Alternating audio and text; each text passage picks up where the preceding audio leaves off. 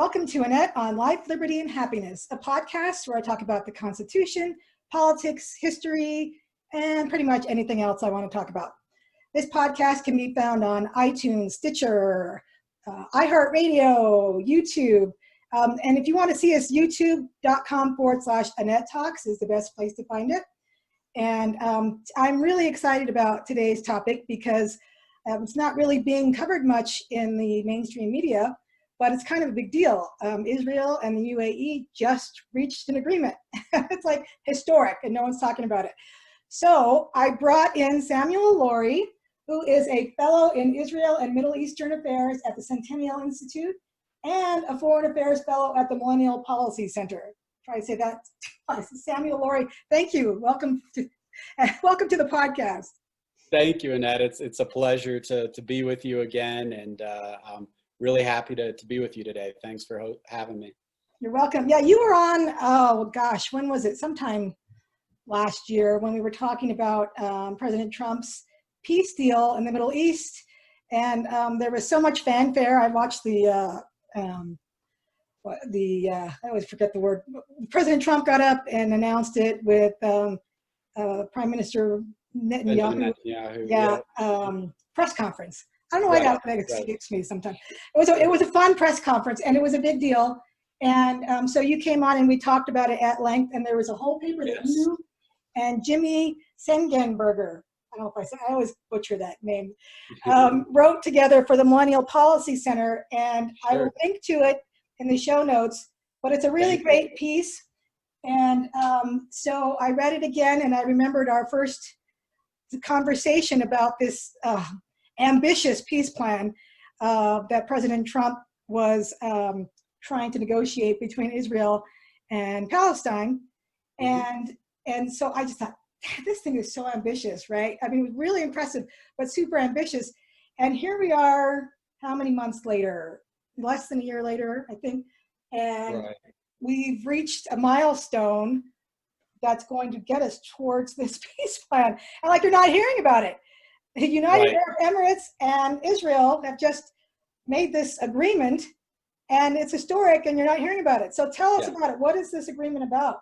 Yeah, so this is a really tremendous milestone, not only for the United States, but for the entire Middle East, for Israel, for the United Arab Emirates, for peace. This is the first peace treaty we've seen in the Middle East in 26 years. The last agreement was between Israel and Jordan, and then Israel also signed an agreement with Egypt back in 1979. But this is the first Gulf Arab state, and this is also the first agreement between Israel and an Arab state to push towards full normalization, which is huge because Israel has peace with Egypt and with Jordan, but there's not a lot of normalization. There's not a lot of the people going back and forth between countries, but this is going to fully normalize relations, and it's just historic for so many different reasons. So I think it's just the first step in President Trump and Senior Advisor Jared Kushner's Middle East peace plan to eventually bring a deal between the Israelis and the Palestinians. But this is just a tremendous milestone that most of the establishment in Washington didn't think was possible, and here we are with a historic treaty brokered by President Trump. So.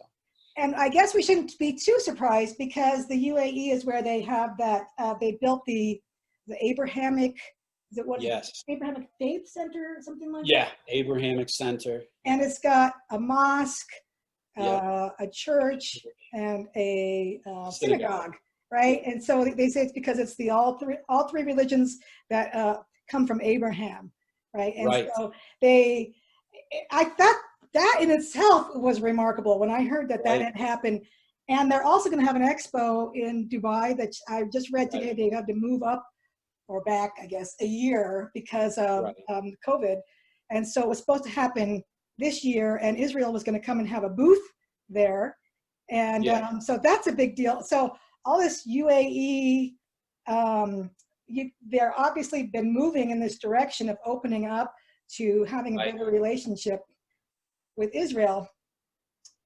Did I freeze up on you? No, you're good. You're good. Okay. It's perfect. All right. So it shouldn't have been that big of a surprise that UAE would be the first in line of these Gulf states to come along and normalize relations, because they've been, showing signs that they want to have a better relationship with their Jewish brothers and sisters, right? Exactly. Yeah. No, it's really tremendous. The Sheikh Mohammed bin Zayed of Abu Dhabi, he's really been the key guy from the UAE that's really helped to broker this treaty. And he was the one that was behind the Abraham Center, having a mosque, a church, and a synagogue there in the United Arab Emirates. Actually, our friend that helped us with writing the paper that you mentioned earlier for the Millennial Policy Center, Ambassador Sam Zakkum, is friends with him and the ambassador, and he sent his congratulations over to them. But yeah, they have. They've really been at the forefront of trying to, be a moderate Arab country, try to promote interreligious dialogue, and really they are one of the most influential economic business centers in the Middle East. The Wall Street Journal actually had a report that a lot of what's been happening that we're just seeing now has been going on kind of secretly for 25 plus years. There's been, for over 25 years, the Journal reported, there's been all kinds of business transactions and business deals going on between Israel and the United Arab Emirates. It's now estimated by the Tony Blair Institute that there's over $1 billion in exports from Israel to Arab countries, Arab Gulf countries specifically. So they've really, benefited and been wanting to deepen their business relations. Both sides have really wanted this. And I think it's just very fitting that this is called the Abraham Accord, that President Trump and Benjamin Netanyahu and the others decided to call this the Abraham Accord, because it brings together, all the children of Abraham, the Jews, the Arabs, the Christians, the Muslims. Everybody is kind of brought together through this deal. And the really exciting thing is we're probably going to see more of these deals, possibly even before year end, maybe even before the election. The Secretary of State, Mike Pompeo, is traveling to the region right now, actually, and he's meeting with leaders in Oman and Bahrain, and Sudan, who are all talking about doing peace deals with Israel. Jared Kushner and his team are going to be going to the region at the end of the week. The Associated Press reported today, and they're going to be meeting with those countries as well, and also Morocco. So there's just really this push, and all of these countries have had these negotiations and these talks going on with Israel. So I think there's kind of a gravitational pull right now for more countries to make peace with Israel. And so it's just really a historic time. And it's really, President Trump's strategy was instrumental, monumental for this. So wow, I did not realize there were so many others that were starting to come on board. That will be tremendous if they can get one or two more countries before the election. That could make a big difference. And it's nice to have that kind of good news in 2020. Absolutely. This year has been a bit of a dumpster fire. And so it made me happy to hear that there was such great news coming out of the Middle East. I mean, to imagine peace in the Middle East in my lifetime would be, I just didn't think that was ever a possibility. Right. But it looks like a real possibility now. Absolutely. And it's funny, I just finished reading Joel Rosenberg, his latest book. I can't remember what it's called, but in his book, it was Saudi Arabia that decided to come to the table instead. And so I just finished reading it, found out about this, and I was like, So he just decided to go with the big country instead first, but it doesn't seem like that's very far-fetched now with all that's going on. Yeah, not at all. Yeah, and in speaking of Saudi Arabia, they're in talks with Israel about it too. It could be a little bit longer for them. Some of these other countries may come forward first. But the Crown Prince, Mohammed bin Salman, I think he, MBS as he's called here in the media, I think he's been instrumental in this push. He sat down with The Atlantic, I think it was in 2018, and basically came out and said, you know, that Israel has a right to exist as a Jewish state and to live in defensible borders. I mean, that's unthinkable for, you know, the heir to the Saudi throne to say something like that. We've never heard anything like that. There's been reports that him and Prime Minister Netanyahu have met privately. There's talks of certain business deals and military cooperations going on between Israel and Saudi Arabia. So yeah, it's very possible, and it's amazing. This is, like you said, I think it's some of the best news in 2020 that we're unfortunately not hearing that much about in the media. But hopefully, you know, there's going to be more to come on this, a lot more to come. So it seems like the main drivers behind us trying to broker this peace deal, number one is is Iran and the threat that they are to the Gulf countries and to Israel and to the United States. Right. And so we basically have a common interest in keeping Iran contained. And so it seems like that's one of the main reasons why the Gulf countries are now starting to shift towards allying with Israel. And also that they see that Israel has been just wildly successful as a country with the democracy and with their economy and all this. And then they see Palestine, who's still kind of stuck, you know, in not a great place. You know, they're not advancing terribly. Right. So, and I've been reading some pieces, I think it's from the Gatestone website, I can't remember now, but where some of these Arab countries and some of the people in these Arab countries are actually turning on the Palestinians and saying, hey, Israel has a right to exist. And how some Palestinians are burning some of the flags from the UAE. Right. And that the citizens of those countries are saying, we don't appreciate this from the Palestinians. So you're starting to see some of these Gulf countries kind of turn on the Palestinians and saying, right, we're not really buying into your position anymore. And we think Israel has a right to exist.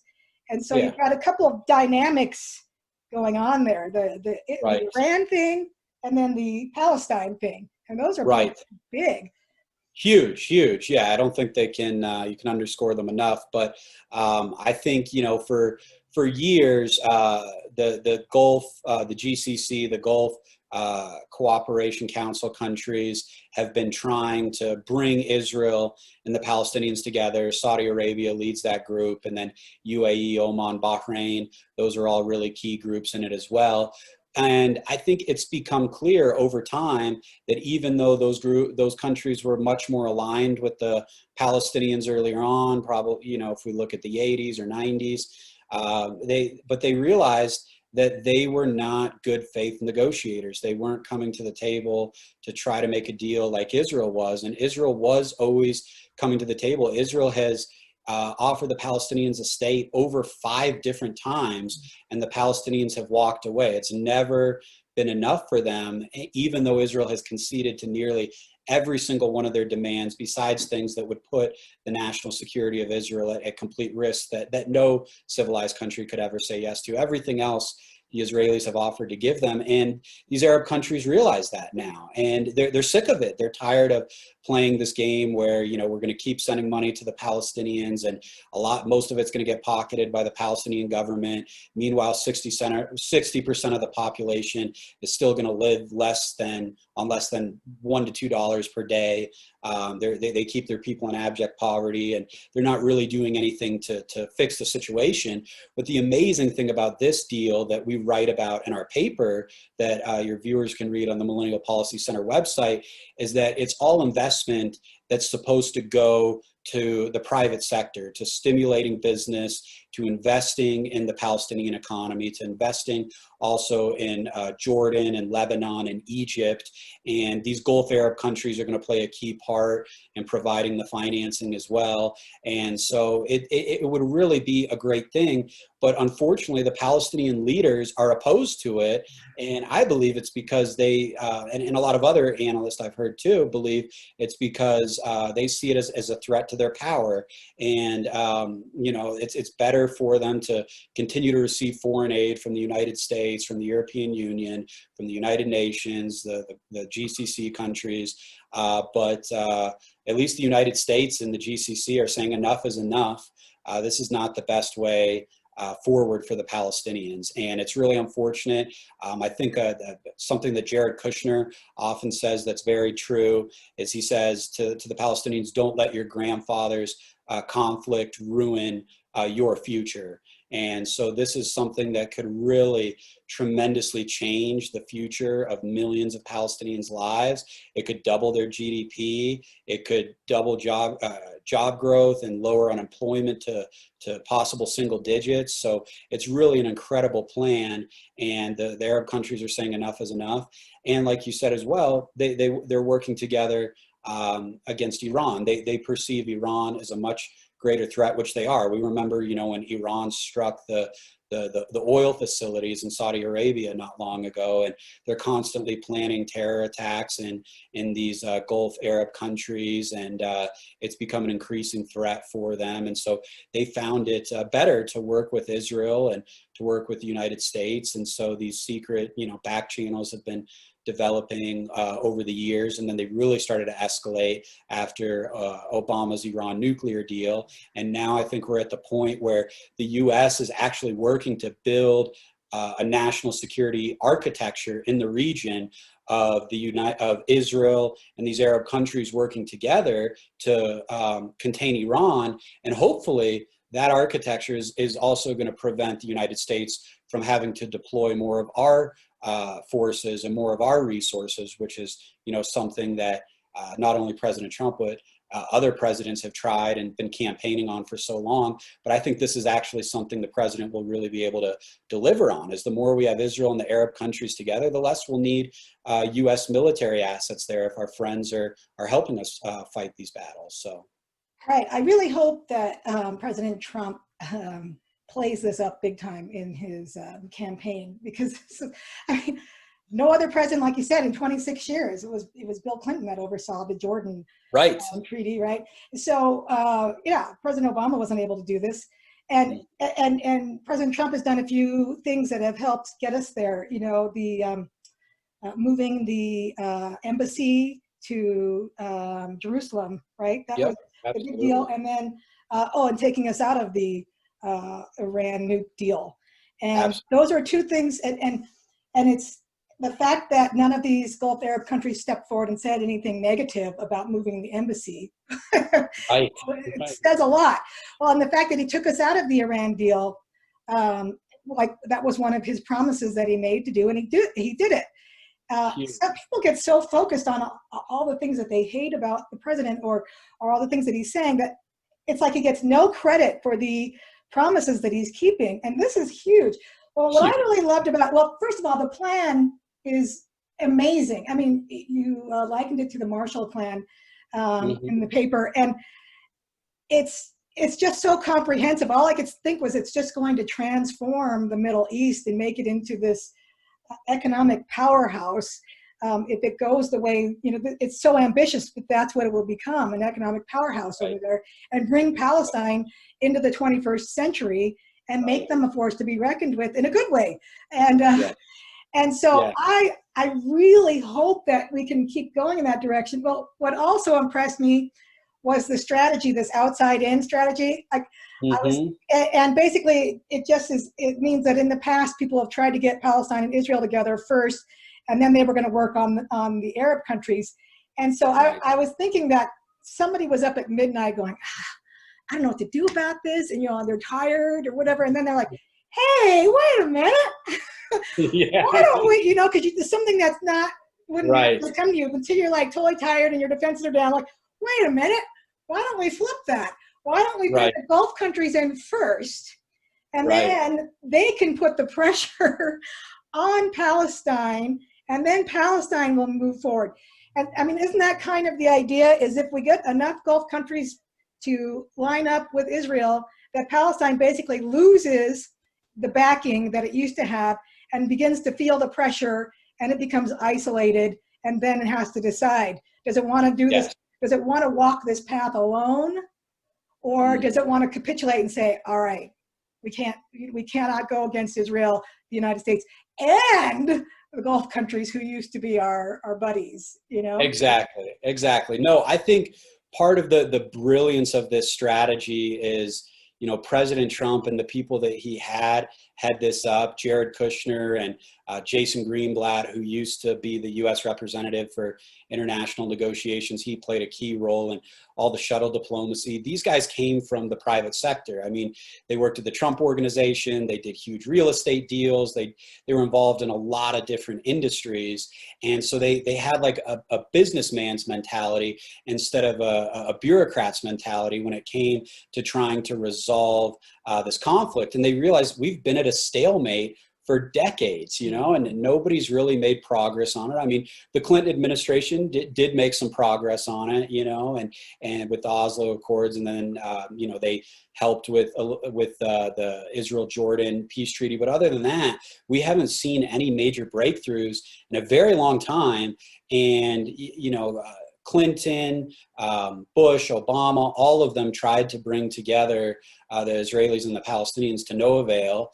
And because they were basically trying to force Israel to make impossible concessions, and the Palestinians just weren't willing to accept anything. And why would they when they had so much leverage, they had so much foreign aid flowing to them? I mean, it doesn't make sense for them to give up, you know, the control that they had and make democratic reforms and whatnot. So I agree with you. I wouldn't be surprised if Jared Kushner, Jason Greenblatt and his team sometime in the middle of the night, while they're thinking through why did these other presidents fail, why did these other administrations come short, if it just struck them and they just said, you know what, let's take instead of an inside out approach, let's do an outside in approach. Because before it was inside out, where, okay, Israel makes peace with the Palestinians, and then all these other Arab countries are going to normalize relations. Well, they said, look, Israel and the Arab countries are already working together in so many areas. They're cooperating quietly. They have a shared threat as it relates to Iran. And that was a big priority for the administration as well, which which we already spoke about with Trump pulling out of the Iran nuclear deal. But they said, why don't we work on the outside? And they had a lot of meetings going back and forth between Israel and the Emiratis and the Saudis and the Bahrainis and the Omanis and all these different Arab Gulf countries to figure out, okay, what can people accept and how can we work together? And I think, yeah, like you said, this really is a Marshall Plan that could revolutionize the Palestinian economy, could help revolutionize Lebanon, which is in a lot of trouble right now, and Jordan and Egypt and a number of these other countries. And I think you already see the beginning of this. I mean, as soon as this peace deal was announced, immediately, for the first time in history, Israel and the United Arab Emirates opened telecommunications. They never had telecommunications before this. They always went through third parties. They immediately got on the phones, and within 48 hours, they were striking multi-billion-dollar deals. I mean, one that I was just reading about is amazing. I mean, when we talk about, you know, how rough this year has been, one of the largest investment funds in the United Arab Emirates, called the Apex Group, is going to work with one of Israel's leading healthcare companies, the Terra Group, on research and development for finding a vaccine for COVID-19. And there's going to be a lot of investment flowing into that. And that's just one example. I mean, technology, tourism, agriculture, there's going to be so many areas where they're going to be able to cooperate. So I think this is definitely a milestone that shows the success of the outside-in approach, where other administrations came far short of ever coming close to something like this. So, and so the other Arab countries are going to see that this is happening, and they're going to say, how do I get in on that deal? Right? Because Israel's been so successful. They've got a proven track record, and so there's every motivation for other countries to get on board. What do you think? Like, who do you think is going to be the next country? Yeah, that's a good question. That's a good toss-up. I think it could be, I mean, there's speculation today in the media. It could be Sudan. It could be, I think it might be Oman or Bahrain. They both have been developing relations, and, you know, we've been talking with Ambassador Sam Zakhem about it, who helped, he was Ronald Reagan's ambassador to Bahrain from 1986 to 89, and then he came back and oversaw Bush's diplomatic efforts during the Cold War. He's been an advisor to Jimmy and I on the paper. He helped contribute. There's also a video that your listeners can see on our website with Ambassador Sam Zakhem, Jimmy and I talking about these issues back in December. So it's amazing to see, you know, the success of the strategy and things coming to fruition now. But he told us then, you know, I mean, obviously he can't say a lot, but he talks to the people there in the government that are talking to the Israelis and in Bahrain and working on establishing something. So hopefully this will, you know, but maybe Bahrain could be next, maybe Oman could be next. We'll see, but it's just really exciting, and the indications that we keep hearing is that something could happen before the end of the year. So if more of these countries jump on board, and let's say the Saudi Arabia, I'm still guessing that they're going to, it may take a little bit longer, but let's say you get another 3 or 4 countries, including the big one.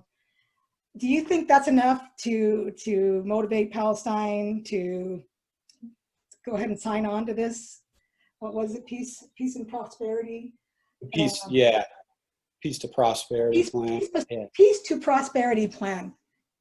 Yeah, I think it has a shot. It definitely puts more pressure on them to have to negotiate and to stop their rejectionism of rejecting every, you know, diplomatic effort and overture that Israel makes and that the Arabs have tried to make. I mean, these Gulf Arab states, they've also been trying to get the Palestinians to the table through their back channels, and they haven't been able to. And so hopefully they will, you know, come to the table. But I think definitely the more Arab countries normalize relations with Israel, the more other countries are they're going to want the benefit, because Israel has so many miracles, so many amazing things happening in its economy that can benefit these other countries, and they realize that. So I think eventually there could be this gravity that just keeps pulling more countries into it, and eventually pulls the Palestinians to the table to negotiate. But I think they will hold out as long as they can. And,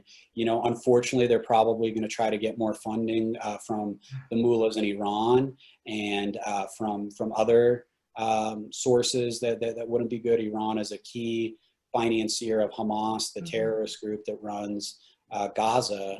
And so they definitely could turn more to them. But hopefully, you know, as the United States and hopefully our allies and hopefully eventually the international community will all join and sanctioning, putting the international sanctions back onto Iran and putting more and more pressure onto them. Hopefully they won't be able to keep funding the Palestinians, but I think they're going to hold off as long as they can. But eventually, yes, if we keep going down the trajectory that started with this deal, they will eventually have to come to the table. So. Yeah, that's just an amazing possibility. Do you think that Iran, watching this happen, is going to start stepping up their activities, their proxy wars in these other little countries? I mean, Lebanon just had some big problems over there. Right. The government just stepped down, right? Right. And so you think we're going to see some more of that? Because Iran's not going to like this, that this is happening.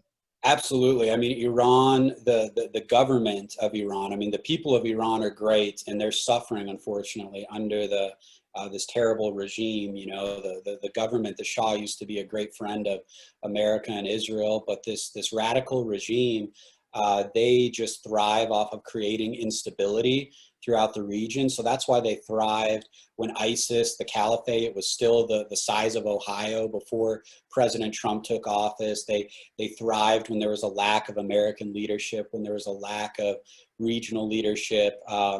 They were funding all these groups in Iraq and in Syria, Shia groups, and they still are, but these groups, you know, aren't as powerful now, thankfully, and hopefully that continues. But yeah, that's part of why they've thrived in financing Hezbollah in Lebanon, which has helped create more instability there. So I think Iran will just continue to try to exploit instability wherever they can. So wherever there's any political instability, wherever there's poverty, wherever there's a sense of hopelessness, which is usually where fundamentalism and terrorism thrive. Hopefully they, hopefully that will subside. But I think Iran will look for all of those places, try to exploit it as much as they can. And they're definitely very unhappy. I mean, they've made threats to the United Arab Emirates, to, His Royal Highness Mohammed bin Zayed, the Crown Prince of Abu Dhabi. They've made threats to Saudi Arabia, and we already see they attack their oil facilities. But I think one of the amazing things, and I think this would be so ironic, is Israel has the Iron Dome, which is a technology that the United States has helped in giving them as well, and developed with them. And it shoots down missiles that Hamas launches into Israel. Well, there's been reports that there's interest of the Saudis and the Emiratis to purchase the Iron Dome so that they can protect their facilities. So how ironic and amazing would it be if U.S. and Israeli military technology ends up preventing Iran from attacking these countries? But I definitely think they're going to try to, and they're probably already planning attacks on these countries, unfortunately. So yeah, that's too bad. But they don't have enough strength. They don't have enough funds to overcome a united Gulf country Israel alliance. And then, I want to be optimistic on this because it just feels so awesome. And yes. So it's just wonderful. I mean, I can remember Menachem Begum. I'm old enough. Yeah. One lovely thing about being my age is that I can remember all the stuff that went down. I remember gas lines. I can remember a lot of stuff that I have over millennials. But anyway, it's awesome. It's just a fabulous idea to think about Gulf countries lining up, normalizing relations with Israel, working together with Israel, and then eventually Palestine capitulating and saying, okay, we'll capitulate to this great program, right? And then seeing this peace to prosperity. I mean, this is just huge. I'm going to link to that because I really want my listeners to go and read that plan. I mean, it really would transform the Middle East. And so to see, let's say all that happens, the Gulf countries line up, Palestine capitulates, this thing is put into place, it starts, down this 10-year, because it's a 10-year plan, it starts down this plan and things start happening, then Iran basically becomes sort of this little quarantined country all by itself over there with, with all these big giants, economic powerhouses now surrounding it. And a lot of its power is going to go away at that point. And so I love the idea. And then if the people could take back, actually I'm really fantasizing now, the people could take back their country in Iran. Whoa. Oh, yeah. Well, and it could be one of these flip-flop deals where the Middle East is all of a sudden peaceful and democratic, and we're over here, dealing with looters. Exactly. Like that. Hey, Israel, come help us out. But I just love the idea of all of that falling into place, just like dominoes, just, got it set and starting to fall, because the dominoes have been set up over all this time. And President Trump has come along and been the right president at the right time to do those things that President Obama was never going to do. Exactly. And so, which leads us to the realism portion of the program here. So what happens if President Trump is not reelected, and heaven forbid we have a President Biden who's not going to be on board with this and may sort of take us back to a, let's work with Iran. Obama. Right. Honestly, I mean, there's a number of different scenarios, but I think we will definitely lose a lot of the progress that's being made, a lot of the forward momentum that we feel right now of these other countries coming forward. It could be put into jeopardy. It could become less likely. I think the Israelis and the Arab Gulf countries would continue to cooperate on some level, no matter what, to contain Iran and to develop economic relations, because talk about realism. I mean, if we're talking about international relations and realism, it's in a state's best interest to do that, to consider their national security and their economic interests first. So I think they'll continue down that path to a degree, but they may not have the same strong United States that they need.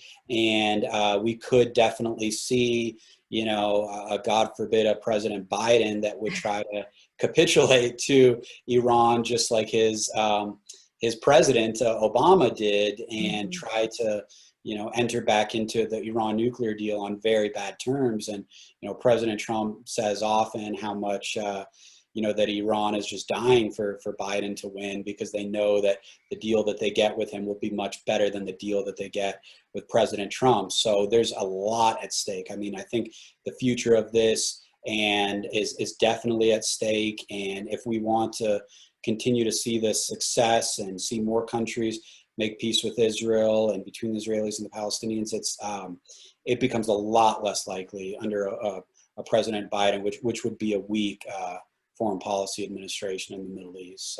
Or really a President Harris, because we know that's what would happen fairly shortly, I think, after inauguration, one way or another. I have no idea what her foreign policy positions are, although I'm sure that they're probably fairly in line with a Biden-Obama. They on the left, they all tend to sort of, line up with the Palestinians and against Israel, and with Iran, which is just crazy. I'll never understand. If Iran is for your presidency, then you know there's got to be something wrong. Right. With your positions. Exactly. That should be a red flag to you. Absolutely. Well, let's hope and pray that President Trump is reelected so he can continue with this. The peace to prosperity, is this President Trump's creation? And because I'm wondering if Biden, that's pretty appropriate. If Biden is elected, is that deal just done, or?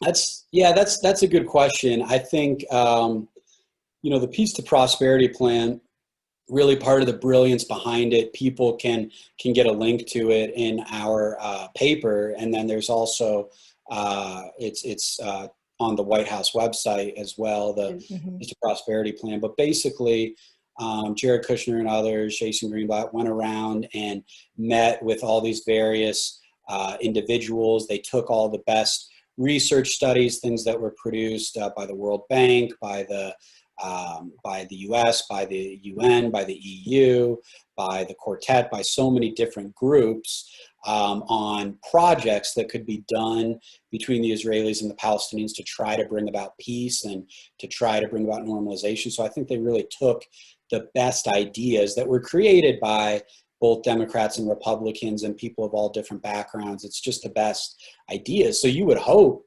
that he would try to keep something like this alive and try to keep it going. But I don't know that he will. And like you said, I mean, Harris could really be the leader. I mean, who knows how a Biden presidency would go, but I think it would definitely be a weaker presidency in the Middle East. President Trump, his first trip over there, he went to Riyadh, then he went to Jerusalem, and he made very clear to the region his priorities. He said, we need to, remember at this time, like the caliphate of ISIS is still the size of Ohio and Iraq and Syria and these other countries. Now we barely even hear about it because they've just so decimated them, and the victory was so great and so swift when Obama and his generals were saying, this is going to take generations. And President Trump did it in a matter of a few years, just within his first term. So he's been very strong in that regard, with moving the embassy to Jerusalem, as you said, with recognizing Israel's right to the Golan Heights, which was very important, not only for Israel's security, but for the region's security, so that terrorists aren't moving through that territory. And so Trump just really made some very strong moves there. And we really need to keep that momentum going forward so that we can continue to see peace and to see stabilization in the region. And really, President Trump, he's had more success in Afghanistan too than any of his predecessors, and starting to bring our troops back and having ceasefires and not losing service members in a very long time. So he's really been a peacemaking president, as much as people would like to say to the contrary or not to acknowledge it. And it's peace through strength, just like Ronald Reagan talked about. And hopefully we can continue down that path. So. Right. Well, and like you mentioned, if you can strengthen that region, especially Palestine, and have them economically invested in their own country, and if someone builds a business, they're much less likely to go out and do anything to jeopardize that business.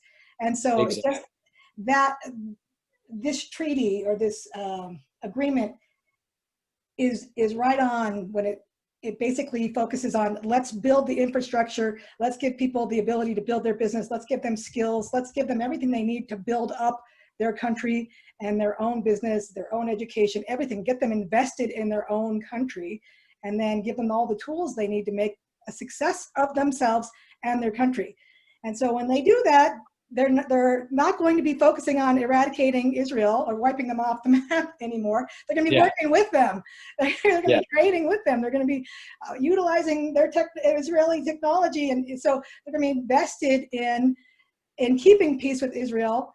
And so for our country, that's awesome, because we are no longer having to focus on trying to help, keep Israel safe, or we won't have to send troops over there so much to deal with, anything in the Iranian, backed in the future. Right. So we can do everything we can to help stabilize through investment, and not just throwing money at it, but having them invest in themselves and helping them. It's basically enabling them to invest in themselves and in their own country. Yes. So and that's genius.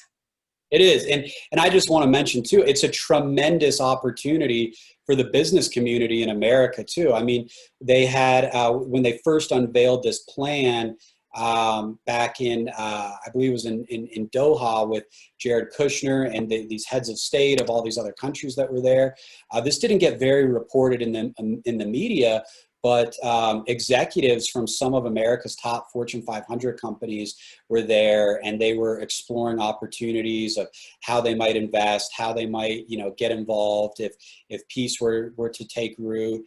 What kind of opportunities is that going to create for American companies as well? So I think really when you try to solve it through business and investing in Israeli and Palestinian entrepreneurs, Palestinian small businesses and startups, and providing them with better financial services, better healthcare, better education, just so many different areas. When you have foreign direct investment, we've seen with so many other developing countries what success that leads to. When we look at the Marshall Plan, when we look at South Korea, when we look at Singapore, when we look at Japan, I mean, so many different countries around the world have benefited tremendously from investment into the free market economy. And if we could do that, it would be great. And unfortunately, I think the greatest threat, it was really underscored by a meeting that I was blessed to get to go to at the White House with also Jeff Hunt, who's the director of the Centennial Institute, with Jason Greenblatt back earlier on in this plan. And Jason Greenblatt just really underscored that he goes around, he meets with a lot of the Israeli and Palestinian youth, people in the business community, other leaders, and they all want peace. They're tired of the conflict. They want the integration, but the unfortunate reality is that the Palestinian government is doing all that they can to hold on to power, and they push this propaganda that this is bad and that, it's going to be a bad deal for the Palestinians. But the administration has been saying, look, like, not from a political perspective or anything, this is great for humanity. This is great for your people. This has the potential to uplift millions of your people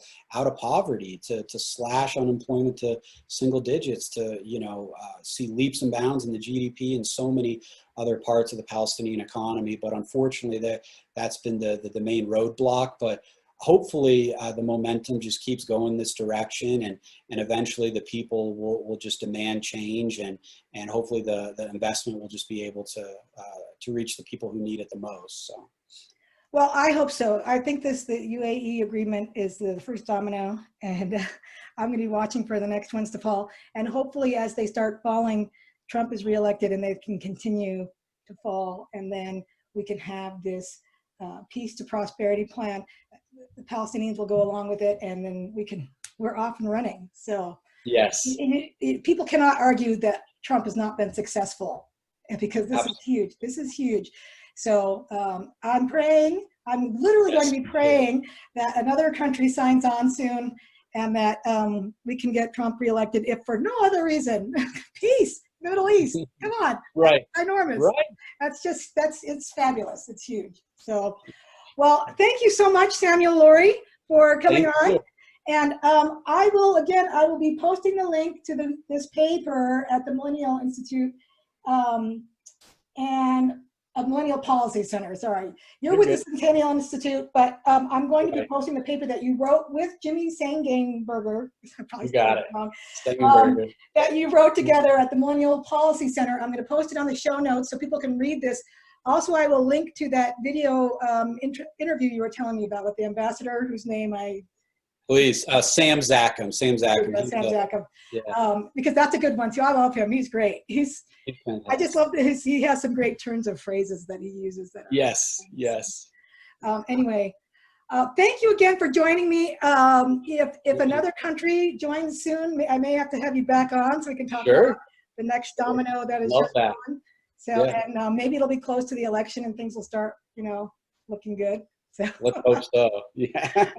Awesome. Well, thank you so much. This has been great. It's lovely you have this good news within 2020, and it's nice. So I appreciate you coming on and sharing your expertise with us, and everything you do. It's just great. The paper's great. You're doing a lot of great work. So I appreciate you. Thank you, Annette. No, I really appreciate you having me. It's an honor and a pleasure to be with you, and thank you so much. Wish you and your show and your viewers all the best. So. Oh, thank you. Thank you so much. All right, you can find this show, Annette on Life, Liberty, and Happiness at AnnetteTalks.com, iTunes, Stitcher, iHeartRadio, YouTube.com/Annette Talks. Please go there, like, subscribe, share, comment, all the usual stuff.